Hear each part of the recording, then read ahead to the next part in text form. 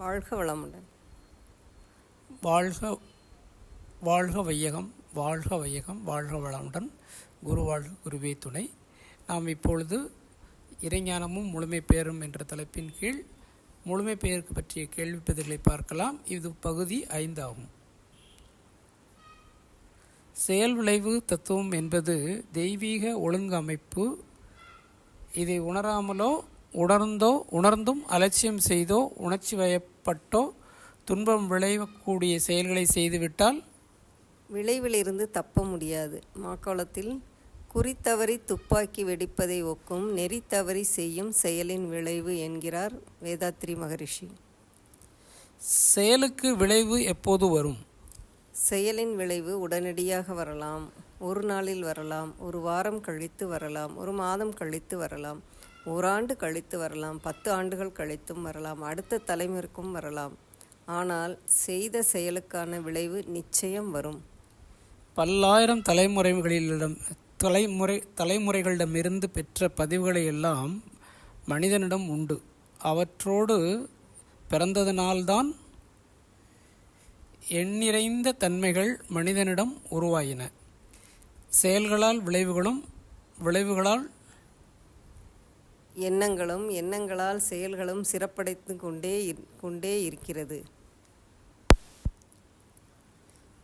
உடலாலோ உள்ளத்தாலோ ஆற்றப்படும் எந்த செயலானாலும் அதனை ஜீவகாந்தம் ஏற்றுக்கொள்வதுடன் அப்பதிவுகளை தனது இயக்க செறிவு மையமான கருமையத்தில் இறுக்கி சுருக்கி இருப்பாக வைத்து விடுகிறது. அங்கிருந்து உரிய நேரத்தில் தக்க விளைவுகள் மூலமாக இன்பமாகவோ துன்பமாகவோ மலர்கின்றது. மீண்டும் அதே செயலை செய்கின்ற போது மீண்டும் அதே விளைவு உண்டாகிறது. நன்மையோ தீமையோ பிறருக்கு செய்கின்றோமெனால் அனைத்தும் கருமையத்தில் பதிவாகி அந்த செயலுக்கு தக்கபடி இன்பமோ துன்பமோ நமக்கு வருகிறது. செயல் விளைவு தத்துவத்தை இறைவனின் நீதியாக உணரும் வகையில் உலகில் இருக்கக்கூடிய ஒரே உயிரினம் மனிதன்தான்.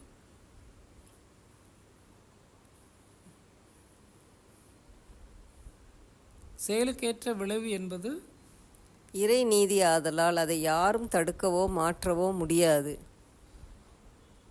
உண்மையை உணர்ந்து கொண்டு பழைய தீய பதிவுகளுக்கு மாற்றுப்பதிவுகளை மேற்கொண்டால், அதாவது செயலுக்கு ஏற்ற விளைவு வரும் என்ற உண்மையை உணர்ந்து கொண்டு பழைய தீய பதிவுகளுக்கு மாற்றுப்பதிவுகள் மேற்கொண்டால் வாழ்நாள் முழுவதும் அறிவுபூர்வமாக செயல்பட்டு மன நிறைவோடு வாழ இயலும்.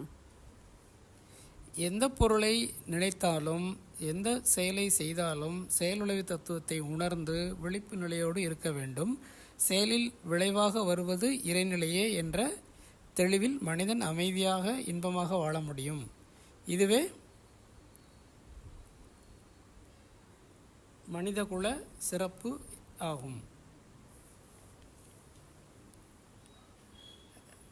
சமுதாயம் வளமுடையதாக இருக்க வேண்டுமெனில் செயல் விளைவு தத்துவத்தை உணர்ந்து அதற்கு ஏற்றவாறு செயல்களை நாம் செய்ய வேண்டும். அதற்கு ஆற்ற வேண்டிய செயல்கள் குழந்தை பேறு, குழந்தை வளர்ப்பு, இவற்றில் கவனமும் சிறப்பான கல்வி, தொழில் இவை எல்லா குழந்தைகளுக்கும் காலத்தால் கிடைக்கவும் வழி காண வேண்டும். பெண்கள் உரிய மதிப்போடு வளத்தோடும் பாதுகாப்போடும் வாழ ஏற்ற திட்டங்களை செயல்படுத்துதல் வேண்டும். எல்லோருக்கும் தொழில் கிட்டக்கூடிய பொருளாதார சீர்திருத்தத்தை செயல்படுத்துதல் வேண்டும். எந்த வகையிலும் பிறருடைய உடலுக்கும் மனதிற்கும் துன்பம் அளிக்காமலும் பிறர் பொருள் பறிக்காமலும் முடிந்த வரையில் பிறருக்கு உதவி செய்து வாழும் பண்பாட்டு கல்வியான ஆன்மீக கல்வி அளிக்கப்பட வேண்டும். இறைநிலையே மலர்ச்சி பெற்று அழுத்தமாக, ஒளியாக, சுவையாக, மனமாக, அறிவாக விளங்குகிறது. தெய்வ ஆற்றலே விளைவுகளாய் இயங்கும் உண்மையினை ஒரு மனிதன் உணர்ந்து செயலாற்றி வந்தால் அவன் செயலும் அதன் விளைவும் அருள்நெறி சார்ந்ததாக இருக்கும். முற்கால அனுபவம், தற்கால சூழ்நிலை, எதிர்கால விளைவு எனும் முக்கால ஞானம் மனிதனிடம் இயல்பாக அமைந்துள்ளது. அதாவது முற்கால அனுபவம், தற்கால சூழ்நிலை, எதிர்கால விளைவு இவை மூன்றையும் அறிந்து செயல்படும் போது அதுவே முக்கால ஞானம் எனப்படுகிறது. விழிப்பு நிலையோடு சிந்தித்து தேவை, அளவு, முறை இவற்றை தேர்ந்து விளைவறிந்து மனிதன் செயலாற்றினால் விளைவுகள் எப்போதும் இனிமையாக நன்மை அளிக்கக்கூடியவையாக இருக்கும்.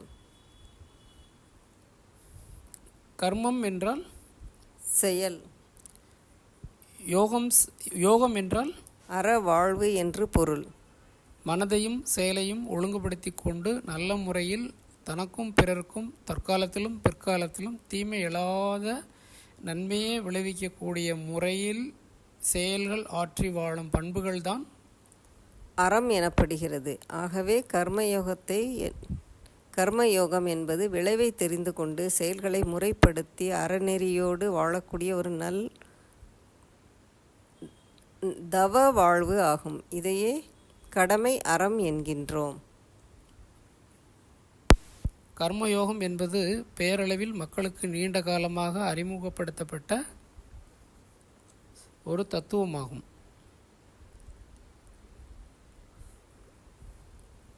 உலகத்தில் வாழ்கின்ற மற்ற உயிரினங்களுக்கும் மனிதருக்கும் ஒரு முக்கிய வேறுபாடு உண்டு. மற்ற உயிரினங்கள் இயற்கை வளத்தை உள்ளதை உள்ளவாறே வாழ்வின் வளமாக தூய்த்து வாழ்ந்து கொண்டு வருகின்றன. ஆனால் மனிதன் இயற்கை வளத்தை தனது அறிவின் சிறப்பினாலும் கைத்திறனினாலும் உருமாற்றி அழகுபடுத்தி வாழ்வின் வளமாக தூய்த்து வாழ்ந்து கொண்டு இருக்கிறான். ஆகவே மனித வாழ்வு கலை எனப்படுகிறது. அதை ஆக்கத்துறையில் பயன்படுத்தும் போது விஞ்ஞானம் எனப்படுகிறது.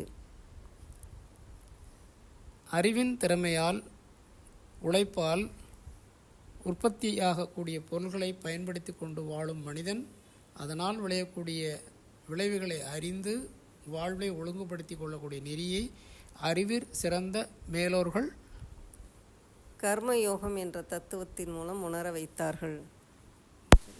மனித வாழ்வு மூன்று முக்கிய அம்சங்களில் முக்கோண இணைப்பில் நடைபெறுகிறது. அவை தனி மனிதன், சமுதாயம், இயற்கை.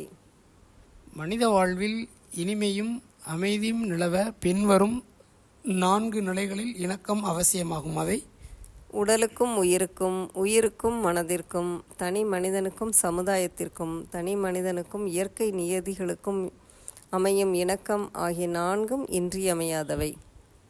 வாழ்வின் நோக்கத்தை உணர்ந்து கொண்டால் வாழ்வில் இனிமையை அடைவது கடினமில்லை.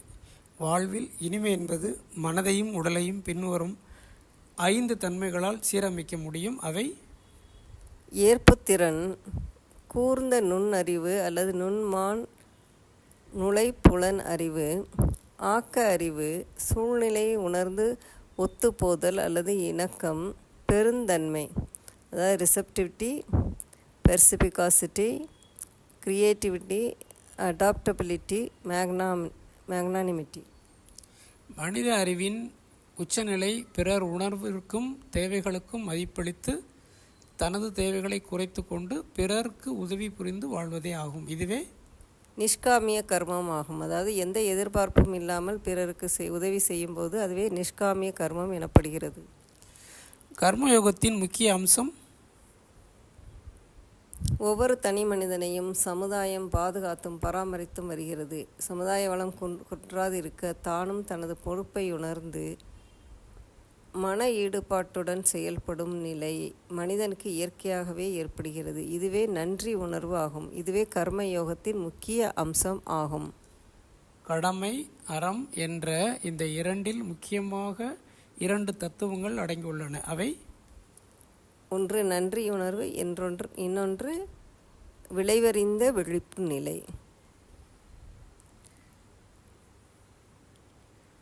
நமக்கு நலமான ஒன்றை செய்தவர்களுக்கு நம்மால் என்ன செய்ய முடியும் என்று நினைவில் வைத்து கொண்டு மறவாது காலமும் வாய்ப்பும் கிட்டும் பொழுது நமது உடலாற்றலையும் அறிவாற்றலையும் அப்போதைய தேவைக்கும் வாய்ப்புக்கும் ஏற்றவாறு அர்ப்பணம் செய்வதே கடமை அறத்தில் நன்றியுணர்வு முக்கியமானது ஆகும். வாழ்க வளமுடன். வாழ்க வையகம். வாழ்க வளமுடன். நன்றி. மீண்டும் அடுத்த பதிவில் சந்திக்கலாம்.